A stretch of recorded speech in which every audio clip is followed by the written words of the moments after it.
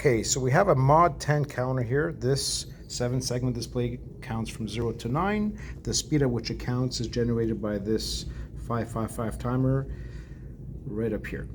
That's what we're going to build right now. This is the plan. So we're going to start off with a black wire going from pin 1 to ground. That would be, I'm going to remove the capacitor right here. Black wire from ground, pin 1. Pin 1 is the upper left-hand side. We have a 470 microfarad capacitor, positive, negative. The negative will go to the blue band, so the negative is that band right there. So negative right there.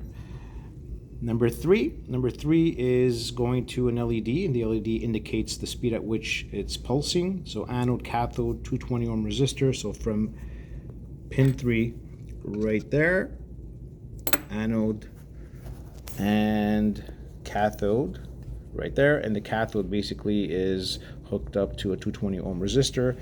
On pin 4 we have this red jumper sending 5 volts to pin number 1. Better angle right there. That would be this wire right here. Pin 5 is a 0.01 microfarad capacitor right here. So pin 5 in line with that, going to our negative or the return. We do have a jumper from pin number 6, this yellow jumper right here, from 6 all the way to pin 2. That would be right here, from 2 to 6. We have a 220 ohm resistor going from 7 to 5 volts.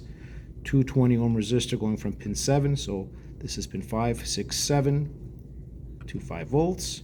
And we also, below this pot, we have a 5 volt jumper going to 5 volts here to pin number 8, which is VCC, as you'll see right here. 5 volts to VCC. Two other things that we need is 2 jumpers, one from 6, one from 7, so 6 and 7, one going to the center of the pot and one going to one of the other leads of the pot. That would be right here, these 2 wires. So from 6 up here, from 7 up here, these 2 wires will be where the pot will go. So here's the potentiometer. We put that right there. All right, and we can vary the speed of the clock.